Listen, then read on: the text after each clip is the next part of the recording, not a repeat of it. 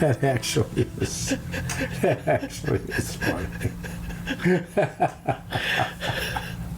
I thought so. Well, they're It's Russian, man. It's Russian. Good enough. good enough, yes. Good enough. So let's see. No extra convictions this week, sadly, that I know of. Although I have a lot of what? conviction.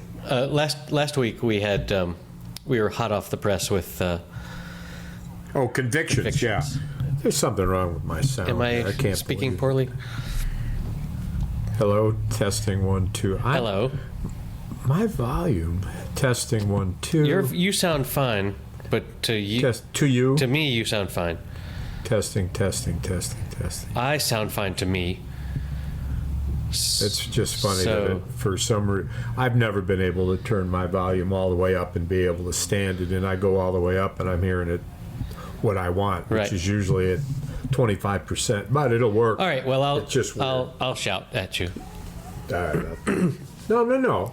It isn't you that I'm not hearing. I'm gonna shout at you, Dennis.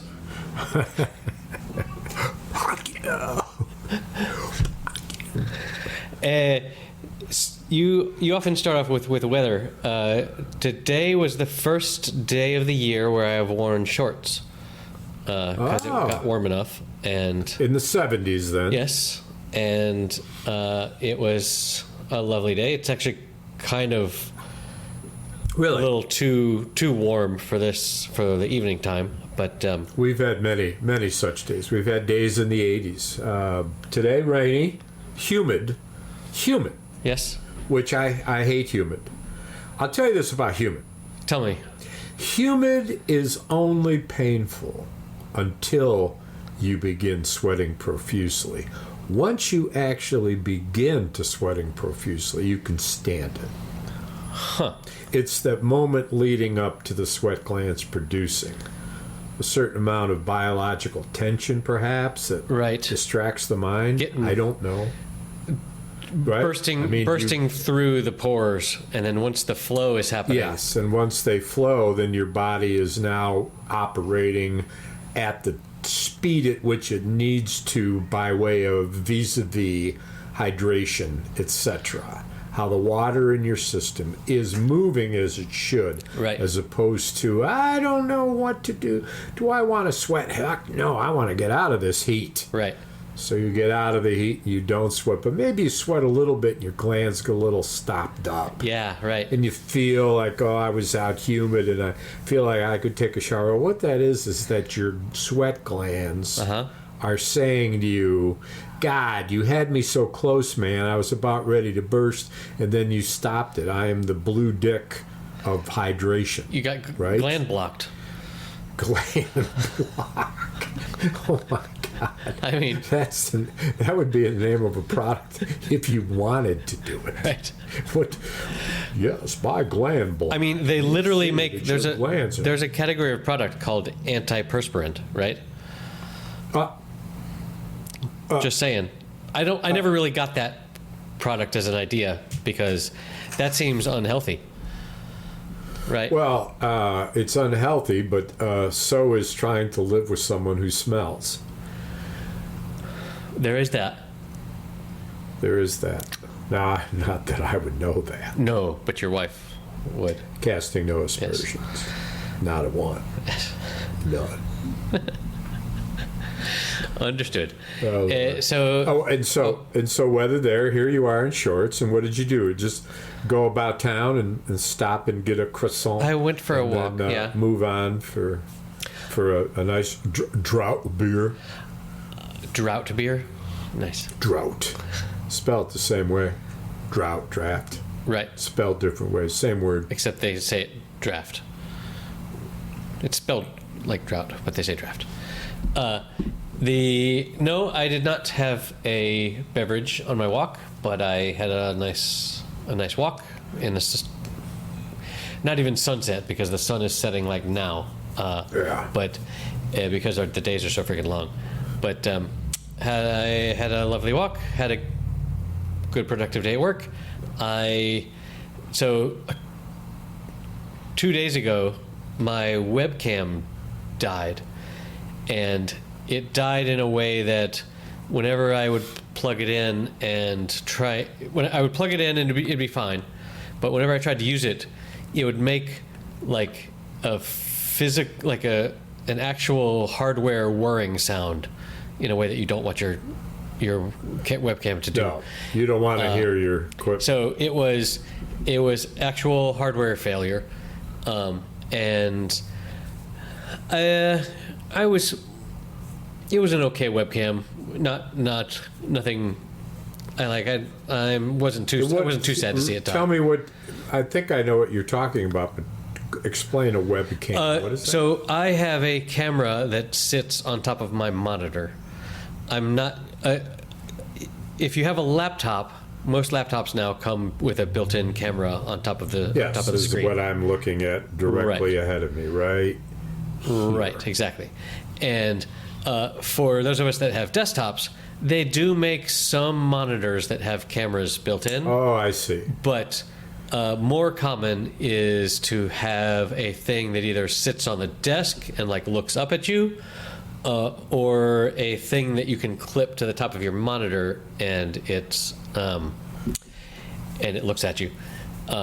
And so I had one of those, and it was like probably 3 years old, but it went off to meet its webcam maker, and so now you have a new one, as you said. And so I took the opportunity. It seems better. I took the opportunity. Well, it's one of those things that the technology improves more quickly than the technology of a monitor or a mouse or something. Yeah. So I have a 4K webcam now, and it has some like intelligent features to it, since this is mostly an audio. Did they make up for your lack thereof, or? Right, exactly. So like I can gesture to the cameraman.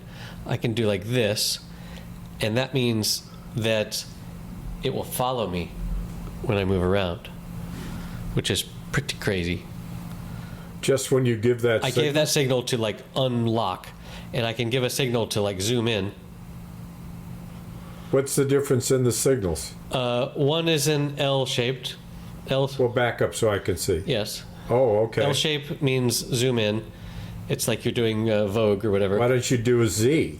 Well, I was trying out some gang symbols earlier to see if I could.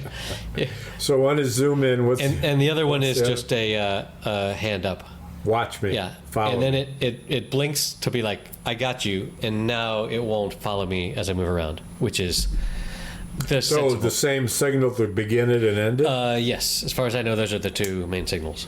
But are those signals that they gave you, or are those signals that you programmed? That comes built in. I don't know if you can. This and this is built in. Yeah. I see. But like, in theory. So the guy who did that's called his job was the hand job. Yes, he would go into work every day and then come home, and his wife was like, "How was the hand job?" Wacky, and he would say, "Yes, wacky." It was a lot of whacking. Yes, in theory, this thing will like follow me all the way around the room, like not 360, but like 180, which is kind of wild.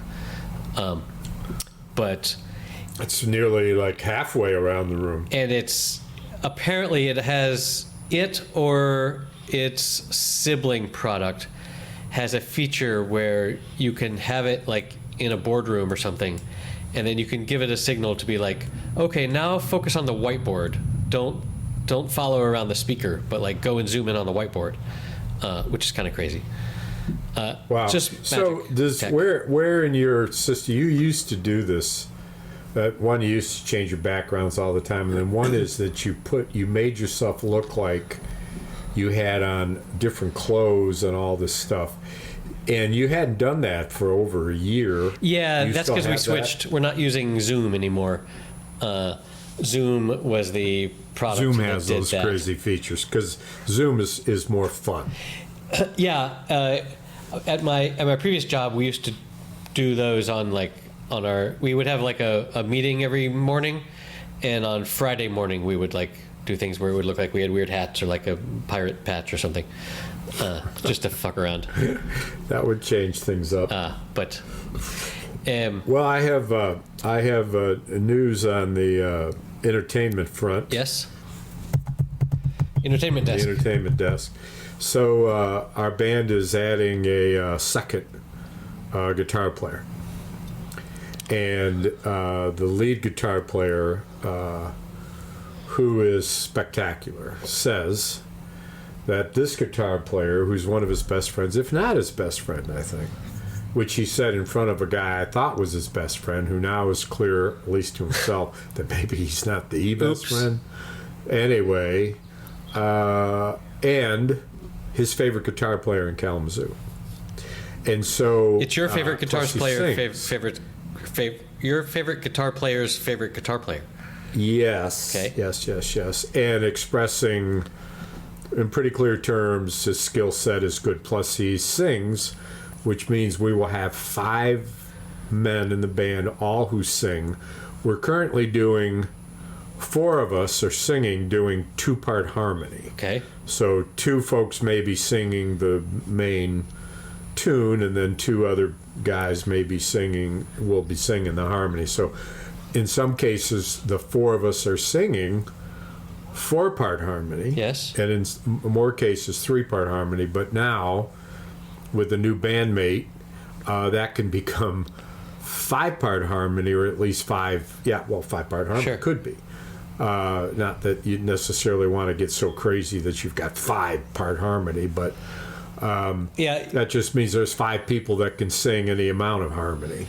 And so that becomes important in live bands where, as opposed to recordings and whatnot, I mean, you really got to get good at that, to sound great. Yep. And you only notice it when it's not there sometimes. I mean, I've been doing background vocals at this one gig I do, and my goal, of course, is not to upstage the lead singer, of course, but to make the lead singer sound better, because there's a harmony behind it. Yep. And so I don't overpower him, and I don't play louder than him. And it's clearly background, and I don't do it that much. But this is going to be quite an expression, I think, because, think about what happens when we're jamming, and we've got 2 of us, and then there's 3 of us, and then there's 4 of us, and eventually there's as many as 8 of us or 9 of us. And how many of those people are actually contributing to what's happening? Not all of them. No. Frankly, because sometimes you kind of drop the ball, I'd have to say. Are detracting. Masterson was always really good at playing the wrong thing at the wrong time. But then other things he was exceptionally good at. Yes. So that's kind of a kind of exciting thing. And we've got our band booked for our debut gig. Hey.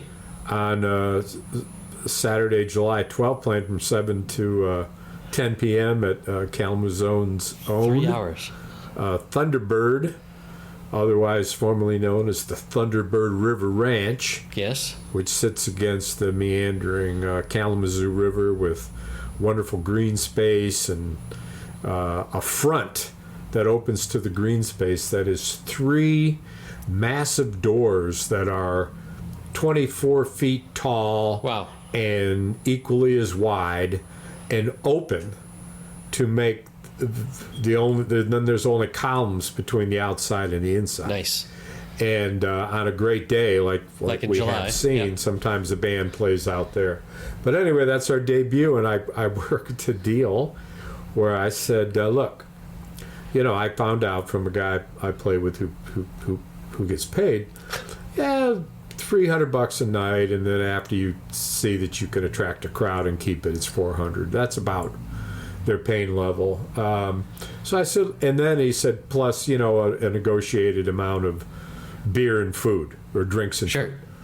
And so I says to this dude, I said, look, we'll play the first gig for food and beer, no money. Whoa. In if you will agree to book us in advance of that gig, to tentatively book us once a month from now through December. There you go.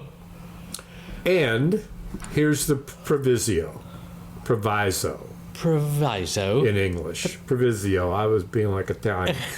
Proviso. Hey, a proviso. Hey, what'd you name your kid? I named him Proviso. Why? Because, you know, he's sort of like a comma He's in provisional. a sentence. You know, it's a proviso. Yeah.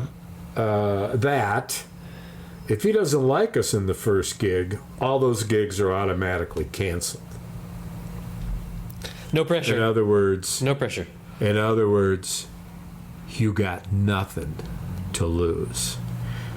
Went there, Well, was playing everything one to night, playing one night with this other band, and stopped and took a break and found him in his office and said all this to him in person. And he sat back in his chair and he said, "And you know, like what will your rate be once you charge or something like that?" And I said, "Whatever rate you love."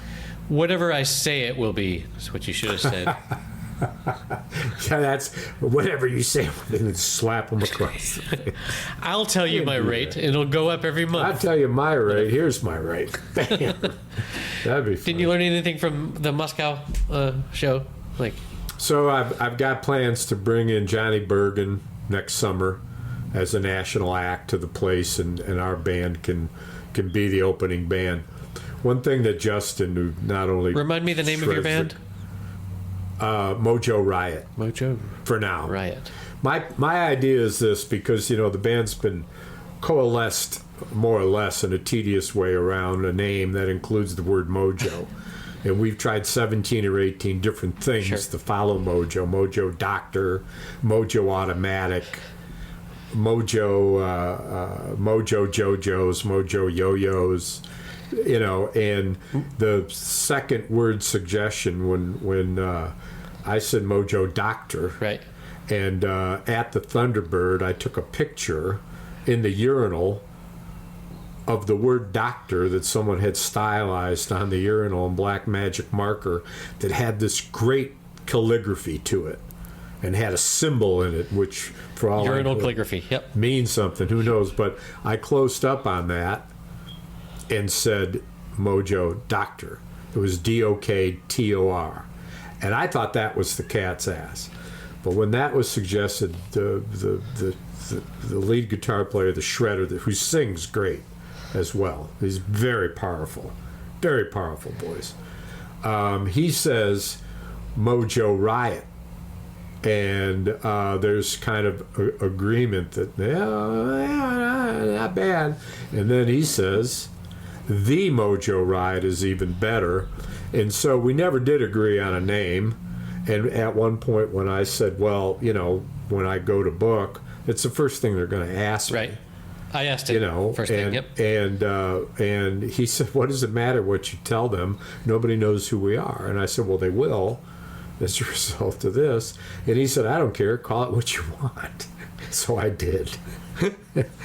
And we're booked as the Mojo Riot. But here is my thing that I want to do. I have a suggestion. You see the T-shirt, Mojo Riot on the front, you know, and then on the back some kind of AI generated freaking Mojo Riot, whatever. But the next time we play, our name is no longer Mojo Riot, it's Mojo Automatic. And every time we play, it's Mojo something different. So Mojo Automatic, you have a different T-shirt. Or whatever we feel. Really shipping Mojo anticipates. shipping that merch. I don't know. Mojo capitalism, am I right? Mojo Jojos. I love that. Mojo Yo-Yos. I love I'm that. thinking Mojo Mo Problems. Mojo No Problem. Mojo Mo Problems. Mojo Mo Problem. Yeah, you're not familiar with the Mo Money Mo Problems? Oh no, that's a thing from old hip hop. Yeah. Oh, more money, more problems. Mo Problems. I don't know. Yeah. We'll workshop. We can. Mojos. Mojo Jomo. Just. What do you call the place where you do the karate stuff? Dojo. Dojo. Mojo Dojo. We had that. Fucking A. The Mojo Dojo. Yes. I like that. We had that. That was and then the AI, of course, would be ha, right? Yeah. What was? You know what that looks like, right? Yeah. What was that from Barbie? Mojo Dojo Casa House, or something like that. That was. Mojo Dojo. What? Did you see the movie Barbie? Yeah. That's what Ken wanted to name his thing. Mojo Dojo Casa House. Which is funny because dojo and casa and house all mean the same thing.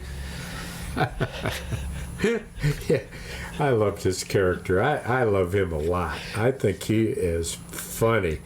And some of my favorite SNL stuff is when he and Kate McKinnon and other actors are doing this "I've been kidnapped by an alien" segment. Yes, like that's a great skit. News show. Yes. And Kate McKinnon is so unhinged and so hilarious. He cannot keep a straight face, and he's really good at keeping a straight face. I mean, right. He's kind of, like A-list wonderful actor, my God. And a former Musketeer. Exactly, I knew that. You probably knew that, as many are. With Britney Spears.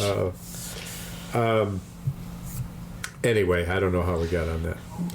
You said yeah. Right. That, as soon as I came out of that movie, I was like, that would be an amazing welcome mat to have. That wouldn't be a bad name. What was it? Mojo Dojo Casa House. Casa House. I mean, that would be an interesting. I'm sure there are already bands that are calling themselves that, but just taking Mojo Dojo is a pretty good. Hey! I gotta give you this. Because you need to check this out and then go in your show notes. Can you click on that? Showing me a QR code. Good Lord. Hold on. Or should I give you the word? No, I got it. Okay. So I want you, when you get a moment, to look at the AI that this guy generated for each of their songs. They've got a couple 3 albums in there. I don't know how many songs are AI generated, but there's a link on their website that shows their AI generated images for the titles of their songs. It is just outstanding. And this is Leopold and Company. Yes. And Co. Leopold and Company, a local kazoo band who I met one of the members. I like how one of the primary navigation things on the website is, this site is terrible, you need to hire a designer. Yeah. Which is very self-aware. All right, I will. Well, and they show themselves, instead of pictures of humans who's in the band, they show themselves as raccoons. And at the end, there's a disclaimer that says that no raccoons were harmed in the making of this website. Nice. Which I just found strange and pretty funny. Humorous. Yeah, I like people that are self mocking in that way. Self-deprecating. Yes. Wow, that's some good AI art. Don't hand me that pencil. Don't you think? Time's up, smiling man. Yeah. I mean, I looked at them and some of them frightened me. As they should. That's a great song title. She had a unique smell, and it was definitely French. Well, and I'm interested in talking with this band because I listened to their stuff, and at least at the beginning of the tunes that I listened to, I didn't listen to any of them all the way through. I didn't have the time. I didn't hear lyrics, which already doesn't mean that there aren't lyrics because I didn't listen to the song. So I'm not sure why the fuck I'm even saying it. But it'd be interesting if it was all instrumental. Field of Dreams, as long as you're dreaming of apples. That's so good. Yeah, this is some good AI art. I will link this in the show notes. But and so what is the level of skill or difficulty of creating a website like this? I mean, I have no earthly idea, but they seem to be prolific. So is it really? No, it's not difficult. It's not, and you've got that skill set.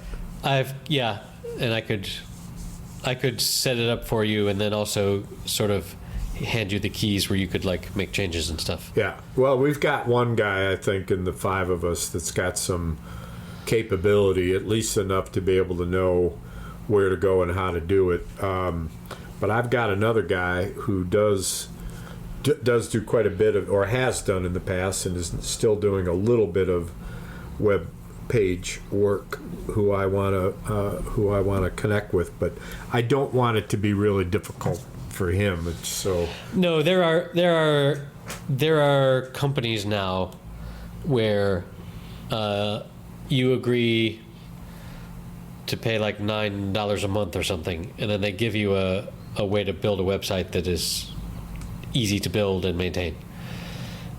Well, in the maintenance of it and the growth of it, I mean, you grow to a certain point where you've got images and sound. Right. It's what you need. And then the upkeep is, so where are you at and what's new? Right. Where are you playing? Right. And exactly. all that. And that's a thing that you could edit just like it was a Word document. Like, they're good enough like that for now. Yeah. Well, and you can't even get a gig in some places without having both a website and either on the website or independent from the website recording. So we're doing our first recording this month. Nice. But we've got to get the new man completely tuned into our 22 song set list, which he said when he saw the set list, I already knew, I play half of these already. Challenge me, I know you half of losers. these. Yeah. And the set list is very, very eclectic and has like 5 genres in it. And one of the things that he said, which is great to hear from somebody who's been playing in bands since he was 16, is what a great set list. Nice. You know, and everybody I've said it, put it in front of, which includes potential venues and, more to my point, people who are in bands or work around bands, who all said, wow, great set list. Nice. So really looking forward to that. Well, it's okay. You didn't have to share it with me. That's fine. Well, actually, I looked around for it and I was going to read from it, but I left it downstairs. Well. Oh well. So I want to branch into the idea is, and this is very well stated by our bass player Blake, who says, you know, when we add songs, we don't want to add a song in one of the kind of genres that we do, and then kind of think that maybe we should take one of those away. Right. What we want to do is introduce new songs that are in different genres, and so I said, Pink Floyd, step on your own toes. Gravy Train, and Jethro Tull. Yep. Something You Don't Know that you're not familiar with from Jethro Tull, not as right. top 10 tunes, but something different. And then this dude comes in, Jimmy, drummer, says, "Hey man, I got this U2." Which is like, yeah, we don't have anything that sounds like that. Of course, these are not examples of genres. These are examples of bands that cannot be copied. Right, of course. Or I should say, they can only be copied. Right. Yeah. They're right. They're not. You know, they don't represent a grunge, genre or a rock genre or a blues genre. Yeah, they're just unique. Pink Floyd certainly fills that bill to me. Nobody comes close. And in Jethro Tull, I mean, there weren't a lot of really top rock bands that showcase the flute. No, zero, really. And seeing him play it standing on one leg, as I did many times, that I went to his concert dressed in what appeared to be ragamuffin clothes, with his long flowing hair and his goatee, with one of his legs, his foot perched on his at his knee joint, Right.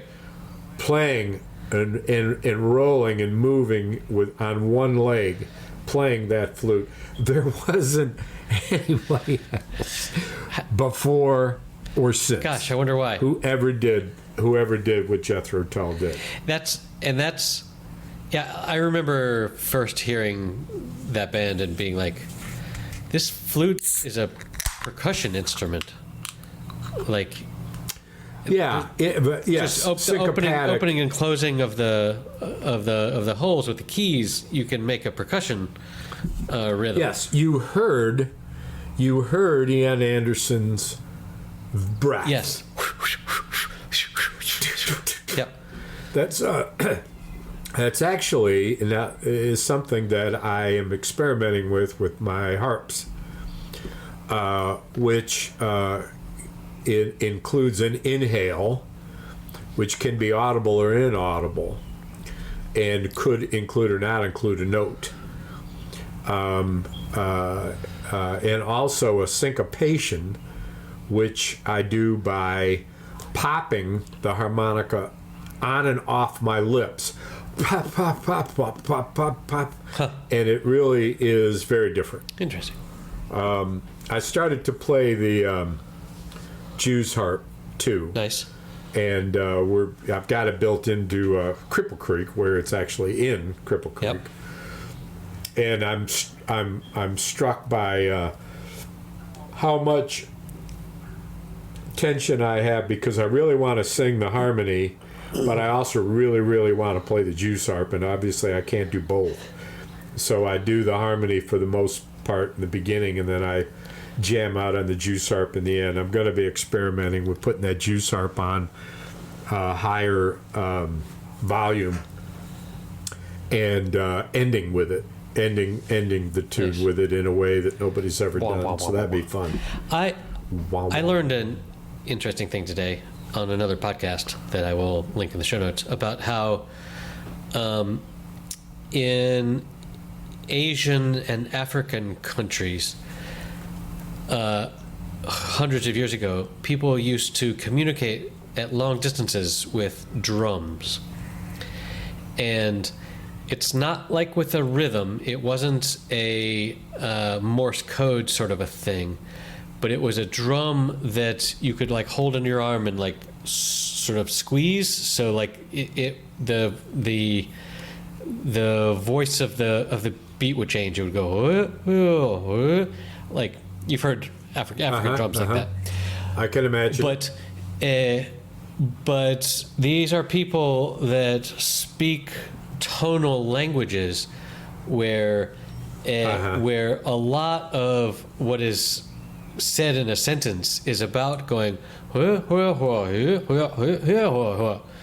Or whatever. I am fine. How are you? And so I'm fine too. What have you been doing? So I've been doing nothing. Exactly. So right? So if you just heard without any of the consonants, if you just heard the tones,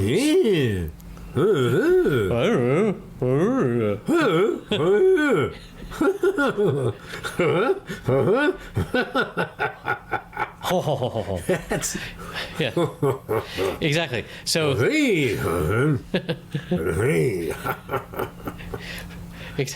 can nail it. I got it. Let's just do a whole episode. No, let's do. Oh, yes.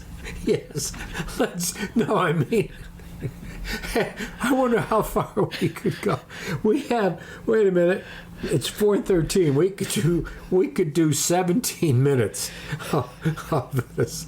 Let's see.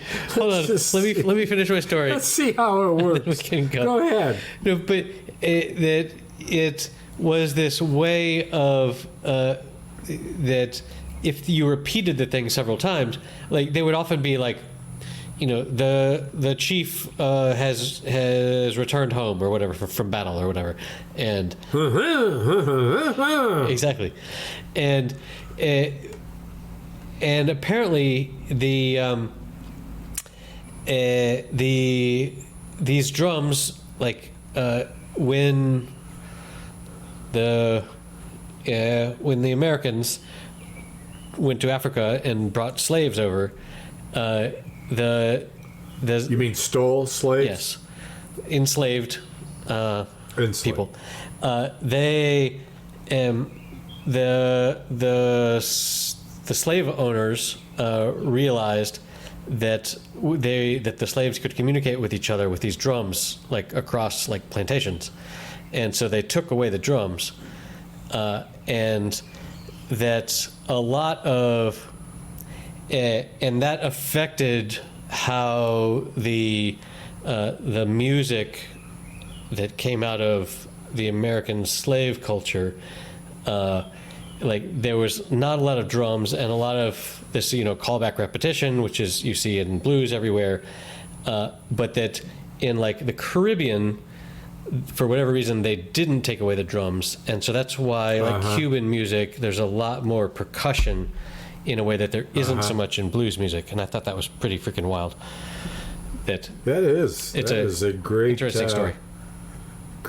Of great interest to me, and I'm sure our two viewers are actually our two listeners.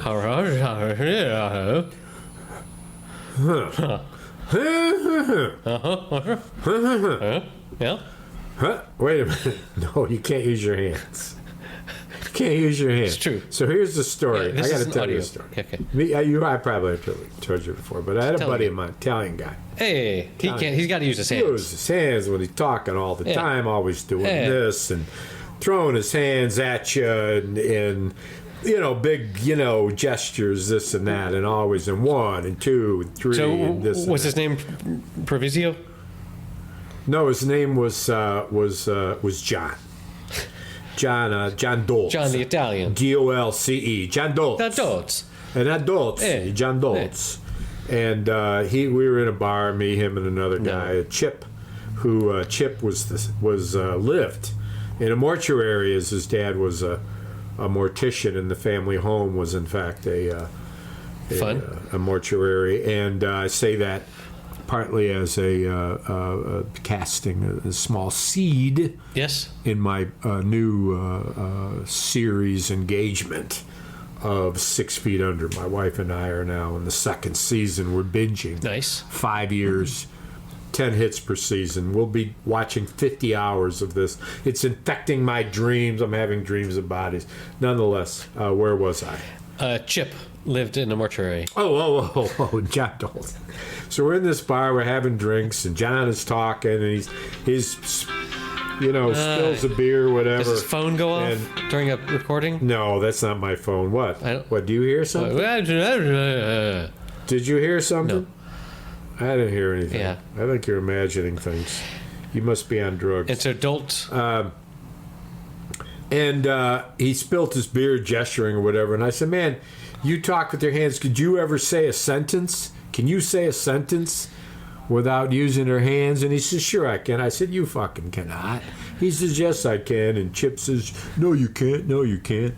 And John, he says, yes, I can. I say, okay. You grab hold of the rail of the bar and the edge of the bar, and don't move your hands, and you got one chance to say a sentence. And he grabs hold of the top of the bar, and then when he goes to talk, he looks at both of us and raises each of his index fingers off the bar and says, I got one question. And it was the most hilarious moment of the year. I think we may have ended up on the floor laughing, rolling around in our own spilt beer, having probably ingested way too many at that point. Pretty much living in these bars. I got one question. From 5 or 6 o'clock onwards until 2 a.m. every night. Wow. I'm glad I wasn't at that particular bar the night that, not unusual, they went upstairs where the brothers lived in the bar, which was named Brothers 2 after it burned down. Okay. It originally was just Brothers. And then they built it again. But either way, there were two brothers that owned it. And the two brothers fought each other, physical fights all the time. We used to do a toga beer run. Of course. A toga beer. What? How old were you when this is happening? My 20s. Okay. That's about what I thought. In my 20s. And we would go from bar to bar to bar to bar in togas. Yes. And one of the two brothers wore the toga, and then around the toga was a string with a black magic marker tied around it, and the toga, which was obviously just a sheet. We wrote the name of the bar, and then at the end of the night, we counted up the number of entries. I think I recall this. Names of bars Yes. we'd been. Do you know the story? Well, I mean, anyway, these are the brothers. Yep. And they would go upstairs. Well, one night they went upstairs, and a dude who was known to actually, it's a very dark story. Let's change the subject. Jesus. I hope everyone was okay. That's a place where we took. No, in fact, not. That's the place where I told you we took the dude's furniture from up in Buffalo, and put it in the back of the bar, set up just like he had at home, 48 miles away. That's pretty And when funny. he came into the bar, he went into the back, and there was all his furniture set up exactly like his living room, and we were all sitting there having a beer. And That's a pretty good prank. He had no idea. He had no idea. I mean, it's a good prank to tell a story about, but you wouldn't want anyone to do that to you. But whatever. Like all pranks. Well, nor would you want to be the ones that did it. I mean, Right. you can imagine 4 men in 2 trucks with a 48-hour drive. That's a lot of work, yeah. Twice. Right, to put it back. Twice. This is the same dude. So in that set apartment, had a 2-story, had a staircase that went up, that they used to get on. They used to put on skis and use sleds and go down the staircase and go through the wall.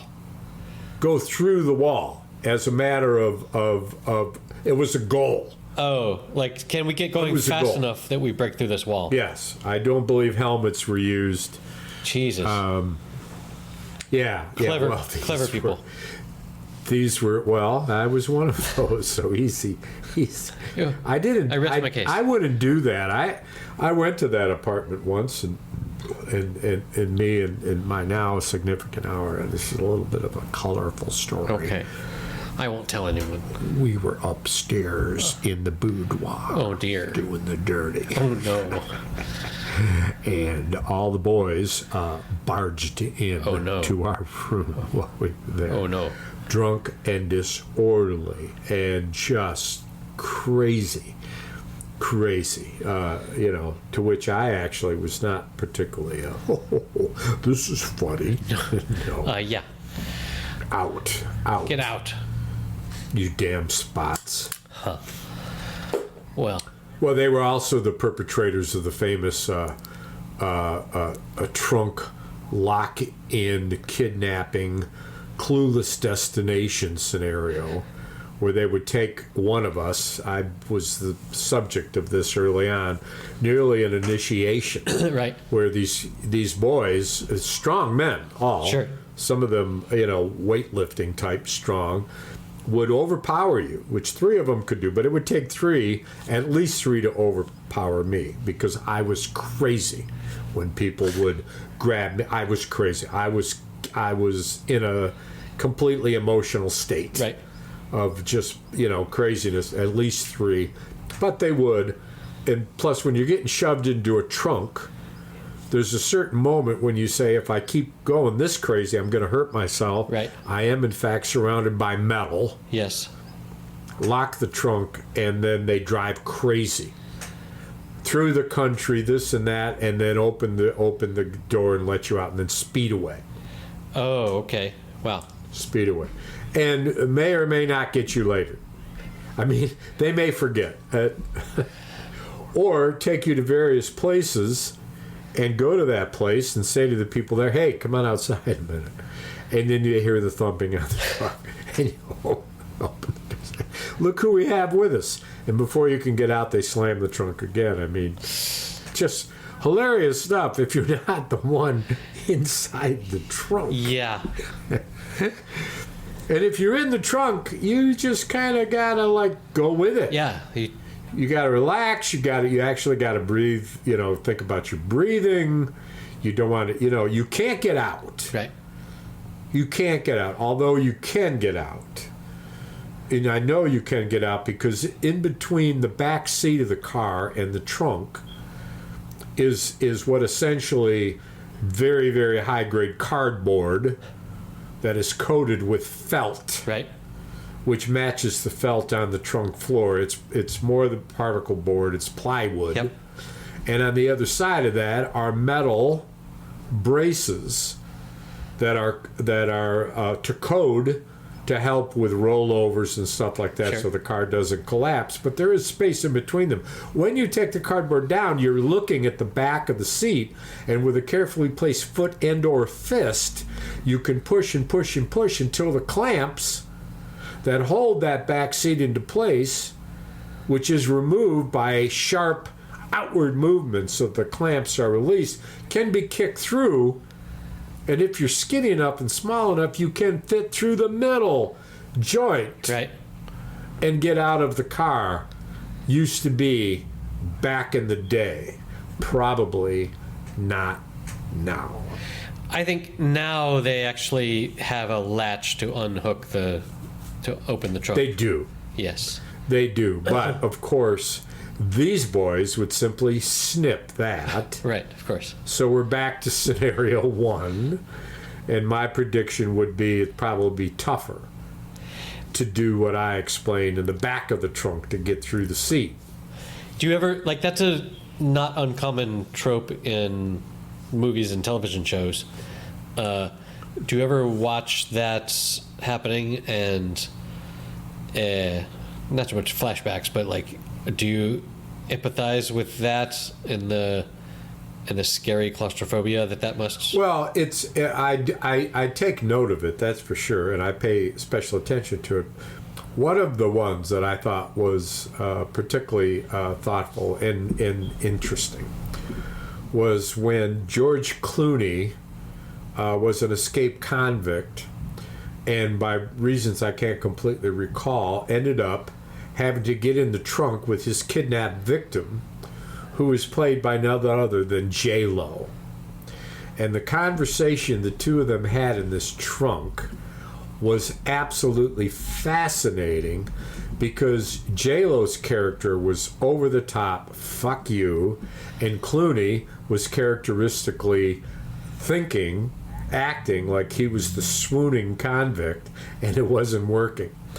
And the proximity they have in the trunk, and the I don't recall, and the uniqueness of it, because I don't really recall there being a similar scene in any other movie I've ever seen where this is happening, where there's two people in the trunk and they're having this conversation, let alone the likes of the two, sexual human beings, J-Lo and George Clooney. Right, exactly. I mean, what would you expect? Two of the hottest other than actors. Fireworks of one kind or another. That movie is called Out of Sight from 1998. Yes, wasn't, who else was in it? Was Ving Rhames was in it. Yeah, well, one thing to look at about him is I've always wondered, was he really short? Was he really like 5'6"? Who? And he was one of these real Ving Rhames. Was he really short? And he was one of these actors who, in his contract, he was acting like some. Have you ever seen Danny DeVito play a regular sized man in a movie? So where all the shots are he's behind a couch. Yeah, well, I mean, because he's standing. Tom Cruise has that too. No, Ving Rhames is 5'11". So. Oh. Who am I thinking of? Oh, I know. Duncan. The Duncan. Michael Duncan. Michael Duncan, who's dead. Yes. Strangely enough. No, he was super, super tall. Green Mile. Yeah, Green Mile is He was what? No, he wasn't. No, he was 6'4.25". So really tall, but not like in Green Mile, he was portrayed as like 7 foot something. Yeah, I've had that wrong for all these years. Well, thank you for correcting me. I must say I'm disappointed. I'm a little shaken up about it. It's part of my belief system, and now it's been found to be. Well, where did I come up with this idea? Why didn't anyone else ever tell me that I was wrong about it? I talk about it all the time. What? No. Yeah.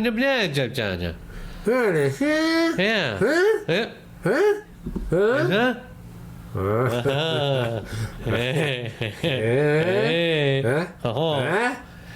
Hey. Huh? Huh? Oh. Indeed. Yeah. Well, yes. Of course, I'm using my hands, which to our listeners is a total waste of their time. Unlike the rest of this podcast. But I feel like even without seeing your hands, I think you got some of that across. The is. Huh? Huh? Huh?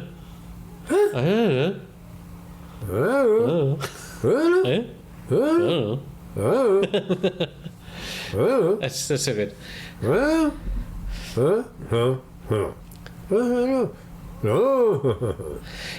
In Spanish, the difference between the O and the I sound, the O versus the E, is all you need to understand sí and no. Like, if you say, "Hey, did you I'm going to bed at night," my wife is like, "Did you put the dishwasher or whatever?" And I'm like, which is an E, which means yes, as opposed to just not so much. I don't know, different connotations on the same word. Different Come on, modality, different make it a complete thought that's valuable modalities to the context of the interlingual relationship. Interlingual or interpersonal linguistics. I mean, you're kind of floating around the right description, but not quite. You should put the words in a sentence together in a way, just a thought, and I'm just spitballing here, in a way that makes sense. That's what I've been doing. I know. It's nothing you thought of. It's probably nothing you do regularly. Yes. Yeah, it's. Oh. Oh. I mean, Hey. Okay, we close on this. Okay. Guess what's happening this summer? Ayo. Ayo. How you down, then it's time to go home. Yeah. Hey, oh. Hey, oh. Isn't Harry Belafonte dead? The sequel of Beetlejuice? Michael Keaton in Beetlejuice? Beetlejuice. Really? The trailer is to die for. Huh. Just the trailer. Did they get Winona Ryder again? Yes. Now is obviously an older woman. Of course. And who's the gal who plays Wednesday and did that crazy dance? Ortega? Is that her name? It was Winona Ryder in the first movie. Yeah, I know, but I'm asking a related question. Who is the woman who's the actress who played Wednesday and did that crazy dance? I don't. Ortega. Yeah, I don't know. Ortega. Anyway, she's in famous. it as Winona Ryder's daughter or granddaughter. Perfect. One of the two. Yes. Perfect. And in the trailer, surely they don't have. She's up in the attic of the old home after someone has died. The funeral. She's wandering around the house and she rips the sheets off, the dust. Nice. Off the village. Nice. And you know who's under what's there. about to happen. Nice. Surely they don't have Gina Davis and Alec Baldwin. To be Maybe determined. some sort of cameo or something. But someone has died, and the question is who. Right. All right, I'll watch that. Like I probably mentioned it. I watched that like last year with my kids, and all the scenes. The old one. Yeah, and all the scenes that I remember were there, but then just the ending is. There must have just been so much cocaine or something going on, because it was just fucking crazy. Like it just went off the rails. I don't know what. I guess that's Tim Burton probably. Well, off the rails equals Tim Burton. Yeah, right, exactly. Isn't that Even a right algorithm that we can live by. True. And I love the way that they say this, from the mind of Tim Burton. Yes. Not written by, not directed, etc., but from the mind as the beginning. They also give him credits for the writing and the directing, but from the mind, which tells us he's a freaking weirdo for sure. A lot. Yes. A lot. Well, who's the other weirdo we talk about all the time, who did all the movies with Bill Murray, the Aquatics movie and the Hotel Budapest and all that. Wes Anderson. Wes Anderson. Yes. Wes Anderson. Yeah. Yes. He's another. He's a crazy person in a really kind of, I don't know, OCD spectrum-y way, in a way that Tim Burton is a like, what has he been smoking sort of a way. I don't know. Tim Burton what? Tim Burton seems like he's been toking on something really, really powerful. Whereas Wes Anderson is more like ironic. Well, no, more like he needs to get this scene right in a way that like an OCD person needs to flip. Pedantic. Needs to like lock their door 7 times. Well, and neither one of us would ever want to miss either one of their movies. Ever. Yeah. No? Wes Anderson exhausts me a little bit. Like, I see that, I'm aware that there's some genius there, but I don't know. Did you see what is it called? The Incredible Mr. Fox, where George Clooney played the voice of the fox? Yes. I saw most of that, I think. And I don't think all of it. Well, that's some strange stuff. Right. Yes, I'm aware. It's a little outside my do I pleasure want to spend zone. time watching this zone? If I may be, a little off color, your pleasure zone. Yes, Wes. Oh, by the way, I don't want to end this episode without thanking you for the one of the best parts of my day today when I watched John Stewart talk about the media. He is. I just laughed out loud. He is absolutely. He's hilarious, but also he's so fucking right all the time. Oh yeah. And his indictment of the media, where it's just like the media, where the media is just given up on truth, and now some of the media. This is my one point: is that he had MSNBC up on his screen as one of the 12. They're all guilty of this kind of thing, and what he didn't show, and you ought to look at this for some incredible confrontive journalism, is George Stephanopoulos in a back and forth with one of the senators who was a victim herself, who refused to acknowledge the truth of things, and Stephanopoulos would not let her alone. It was painful to watch. You see that, and you see how it works, how journalism should be. In fact, it doesn't. Well, how it should be, but it doesn't work. They double down, they triple down, they change the subject. Right. This clip of George Stephanopoulos is one that, if you can find a minute, take it up. But it was a woman senator, I want to say a senator,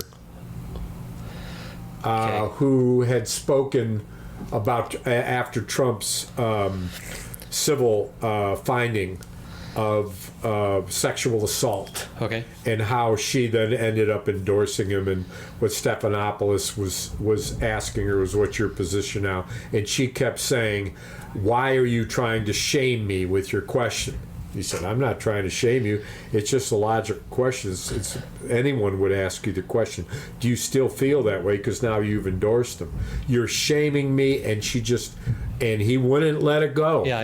It went on for minutes. Good. That's not Fox News. Now, I don't know why he didn't. I really query, why didn't he make that distinction? Yeah. Because it's not altogether true what he was saying, except applied to those that don't. But what he didn't do was he didn't give any even recognition that there's people that don't swallow things whole and do go backwards. Right. He played lots of clips of MSNBC where they were a good example of the shit that he was saying was stupid, true. Right. But in this particular instance, which was really one of his main points, that wasn't making his case. Like any case, you can give counterexamples. It's not fair not to make your case. Right. Yeah, I gotta go. I got a dinner date. All right, enjoy. I will. Hey, you know where I'm going tomorrow? At this time tomorrow. Russia. At this time, I have a flight. So it's almost 11 p.m. here. Tomorrow, I have a flight at 11 p.m. To go to Greece. I arrive at 3 a.m.